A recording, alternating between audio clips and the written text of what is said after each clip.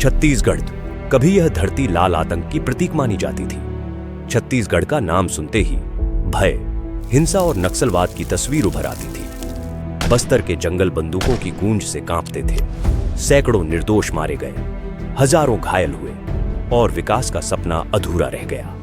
1967 में पश्चिम बंगाल के नक्सलबाड़ी से शुरू हुई यह विचारधारा धीरे धीरे हिंसा और भ्रांति के रास्ते पर चलकर बस्तर की वादियों तक पहुंची।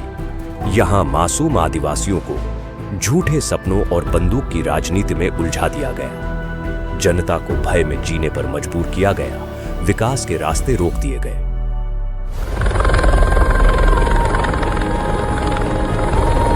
लेकिन वक्त बदला।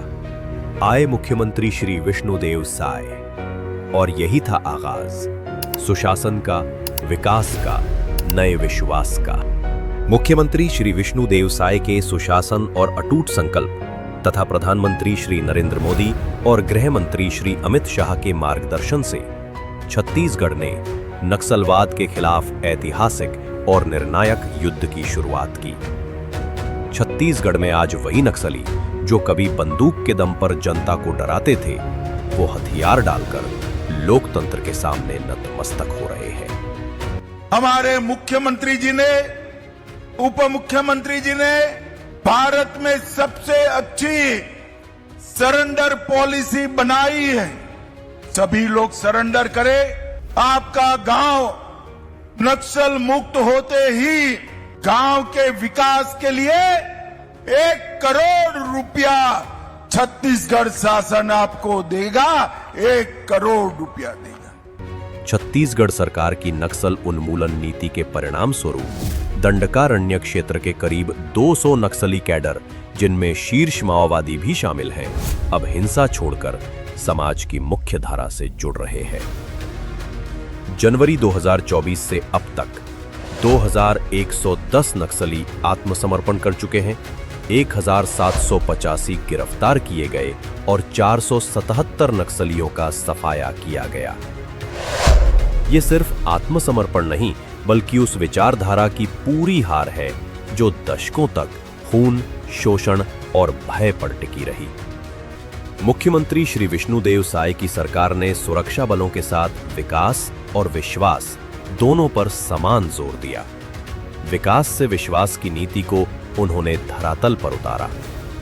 मुख्यमंत्री श्री विष्णुदेव साय के नेतृत्व में छत्तीसगढ़ के अबूझमाड़ और उत्तरी बस्तर, जो कभी आतंक के गढ़ थे, आज नक्सली आतंक से मुक्त घोषित कर दिए गए हैं। मुख्य धारा में वापसी का रास्ता आसान बनाने के लिए छत्तीसगढ़ सरकार ने नक्सलियों के लिए संवेदनशील और प्रभावी आत्मसमर्पण नीति तैयार की। नई सड़कें, पुलिस कैंप, शिक्षा और स्वास्थ्य सेवाएं, मोबाइल और इंटरनेट कनेक्टिविटी, आज तस्वीर बदल चुकी है। नक्सलवाद ढह रहा है, आत्मसमर्पण नए कीर्तिमान बना रहे हैं और गांव विश्वास की मिसाल बन चुके हैं। जहां कभी मौत का सन्नाटा था, वहां बच्चों की हंसी और विकास का उत्सव है। जब हम मुख्यमंत्री का दायित्व संभाले, हमारे देश के यशस्वी गृह मंत्री अमित शाह जी दूसरे ही महीना छत्तीसगढ़ पधारे, हम लोगों का बैठक लिए, तब पता चला कि पूरे देश का 77% नक्सलवाद छत्तीसगढ़ में बचा है। बाकी 23% नक्सलवाद पड़ोस के 6-7 राज्यों में है। लेकिन आज डबल इंजन सरकार का फायदा मिल रहा है।